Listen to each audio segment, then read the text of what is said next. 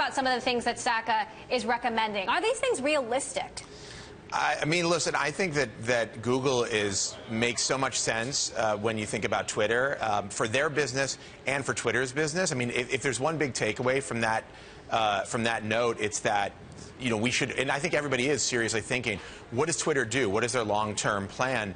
And Google would be a really sweet and sort of perfect home for Twitter. It gets great search data, all kinds of new search data, and user understanding from Twitter. Twitter gets a place where it's going to have a safe haven and frankly, a cushion financially to build its business. Do you think Google should buy Twitter? And do you think Twitter would sell to Google? I think that seems to be the most viable exit option from an investor standpoint, that Google needs to do something with social, and Twitter seems to be the right play, logically speaking. But it also reminds me of another deal from another era in the internet, AOL and Netscape. You know, you go to a place where, you know, you retire peacefully, and then soon you're forgotten. Is that good for Twitter, Josh? I think the key here is that Twitter would need to really continue to operate as a mostly independent company, and Google would need to kill Google+. I think they need to get that product out of the way and put any resources they can into something like Twitter, which, you know, is thriving in many ways, but is not growing at the pace and doesn't have the presence in the marketplace that something like Facebook has. And it's tough to see how it gets there without some help. And frankly, it may never get there, because in many ways, Twitter is more like a public service than it is a social network, in my mind. What about some of these other things that Saka is talking about? Having real human editors curate tweets. There are 500 million tweets on Twitter a day. Is it really possible for humans to curate all of that? I think you have to parse what Chris is saying. It's an 8,500 word memo. But if you really look at what he's saying, is that human interactions, right? Like, so right now there is only 2 or 3 ways to interact with the tweet. You can either retweet it, you can quote it and, you know, reshare it, or you can like it. That's it. Those are the 3 interactions you have with the tweet. What you need to know is more ways to interact with the information. That's the human part.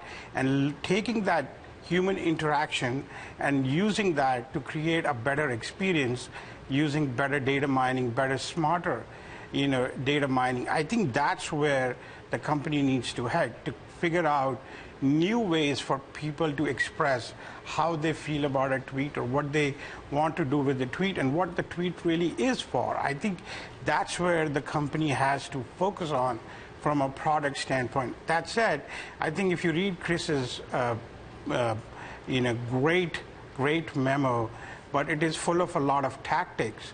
You know, strategically, Twitter has to do something drastically different. It has to learn to fail. It has to learn to experiment in public and not be afraid to do so. It has to learn to be a much smaller, much more nimbler company. It has to unlearn last 5 years of Twitter. I think that's where the big challenge is. I think the company's product value hasn't gone away. We all depend on Twitter for news. Josh, do you think that Twitter is willing to take those kind of big risks? And do you trust them to? Well, I mean, I agree with Om. There has not been a huge amount of risk-taking from Twitter. You know, part of the problem is that the product itself is so self-contained, and you think of tweets as these single entities, these atomic units that kind of float around, can be embedded in different places. It's never felt like a home for anybody, and so they need to figure out how they make Twitter more of a home the way Facebook has, or it's gonna just be this sort of side service to the main dishes that most people are having on the web.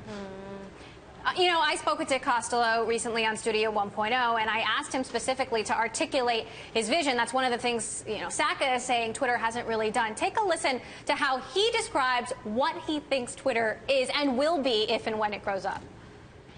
I deeply feel that the platform is the very best way to connect in real time to what's happening in your world. Twitter is the very best way to connect to your world.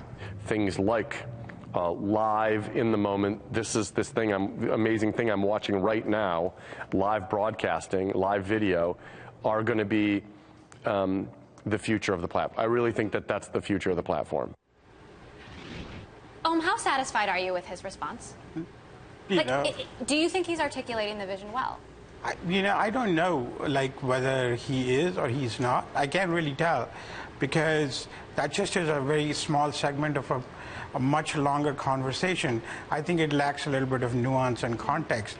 That said, we are all looking to demonize Twitter at a time when they're facing competition from 4 different places. They're facing competition from Facebook, Snapchat, Instagram, and WhatsApp. Those are 4 major players who are taking our attention every day, bit by bit.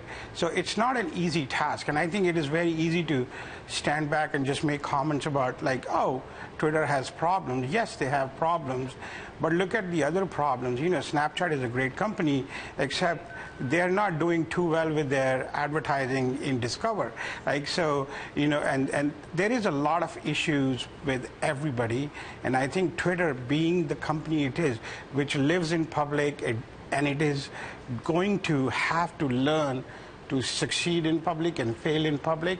That is the challenge with Twitter. That's why we talk about it all the time. Josh, are these fair questions to be asking? Is Dick Costolo doing a good job? Should he still have this job? What do you think? Yeah, are we demonizing Twitter unfairly? I think what's interesting is what Om just said about Twitter's competition. When you compare what the other people in the space are doing to what Dick's answer was about what Twitter is doing, everybody's trying to be the place where you communicate in real time. And so I think, the right way to answer this question is, I can't speak on everything that Dick has done. Some of it has been really great. Some of it has obviously been not that great. But I will say that if you're asked, what is the use of Twitter? What is the purpose of Twitter? And the answer sounds like it could be the answer for Snapchat or Instagram or, Vine or any of these other services. Well, Vine is part of their service. But that's a little bit troubling, because it really needs to have a statement of its own that it can stand on. And I'm not sure that it has really made a case for itself to a broader audience. I think to people like us, I know Om and I are both heavy users. I know you are. We're in the news. We have to do it. I don't think it has made the impact to a broader audience that it needs to. And I think part of it is because it doesn't seem to have the position that it needs to take. It doesn't message it to people.